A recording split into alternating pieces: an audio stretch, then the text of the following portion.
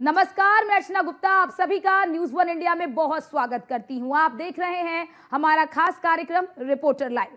खबरें तो सभी दिखाते हैं, लेकिन खबरों के हर पहलू को हम छूते हैं, क्योंकि जहां से खबर वहीं हमारे रिपोर्टर मौजूद रहकर आपको देते हैं पूरी जानकारी।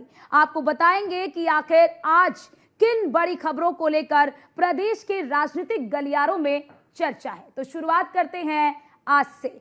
शुरू कर लेते हैं सबसे पहले ईद को लेकर। ईद के मौके पर प्रधानमंत्री नरेंद्र मोदी ने देश के मुसलमानों को सौगात-ए-मोदी देने की घोषणा की और बीजेपी की इस घोषणा के बाद इस पर राजनीति शुरू हो गई।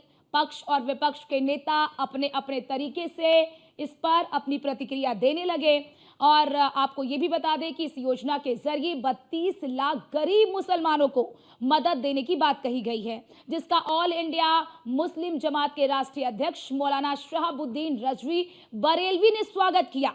पीएम मोदी ने ईद के मौके पर सौगाते मोदी के नाम से मुस्लिम समुदाय को विशेष तोहफा भेजा है। मौलाना शहाबुद्दीन ने कहा कि प्रधानमंत्री नरेंद्र मोदी मुस्लिम समुदाय से अच्छे संबंध बनाना चाहते हैं।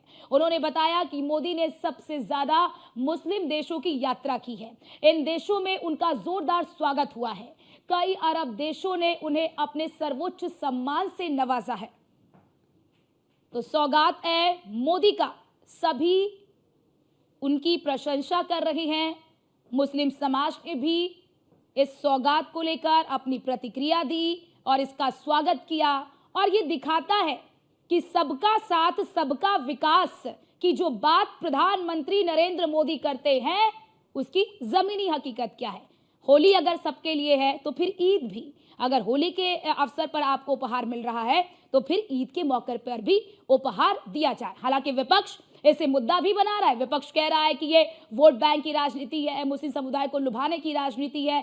तमाम ऐसे भी मुस्लिम नेता हैं जो इसको लेकर टिप्पणी भी कर रहे हैं, लेकिन जो मुस्लिम समाज है वो इसका स्वागत कर रहा है। मुस्लिम समाज, क्योंकि देखिए 32 लाख गरीब मुस्लिम परिवारों को ये सौगात दी जा रही है, जिसमें एक पूरा किट है। उसमें सेवइयां हैं, महिला के लिए एक सूट का कपड़ा है, तमाम अन्य चीजें इस किट में हैं जो ईद के मौके पर दी जा रही है। और इसकी शुरुआत कल से ही हो गई है। दिल्ली से इसकी शुरुआत हुई है और कल से ही ये किट जो है वो बंटनी शुरू हो गई है। 32 लाख जो गरीब मुसलमान हैं उन्हें ये किट दिया जा रहा है। हालांकि विपक्ष की ओर से आप लगातार बयानबाजी भी सुन रहे होंगे। विपक्ष ये कह रहा है कि ये क्योंकि बिहार में चुनाव है तो बिहार में चुनाव को देखते हुए मुस्लिम वोट बैंक को साधने की कोशिश कर रहे हैं। हालांकि जो मुस्लिम समाज के लोग हैं, महिलाओं की भी प्रतिक्रिया सामने आई। उन्होंने कहा कि हम जितने सक्षम होते हैं उस तरह से तो ईद मनाते हैं, लेकिन ये किट मिल जाने से, सौगात-ए-मोदी के रूप में ये किट मिल जाने से उनकी ईद और भी ज्यादा अच्छी हो गई है। काफी खुश भी नजर आई। कल कई महिलाएं, तमाम जो लोग जिन्हें ये किट कल मिला वो काफी खुश नजर आए और उन्होंने इसके लिए प्रधानमंत्री नरेंद्र मोदी का धन्यवाद भी दिया। उन्हें धन्यवाद देते हुए भी नजर आए कि किस तरह से जो विपक्षी आरोप लगाता है कि देश में मुसलमान असुरक्षित हैं, उनके साथ भेदभाव किया जाता है, दुर्व्यवहार किया जाता है, उनके आरोपों के इतर जरा देखिए तस्वीर क्या है और किस तरह से इस किट को पाकर जो मुस्लिम समुदाय के लोग हैं वो काफी खुश नजर आए।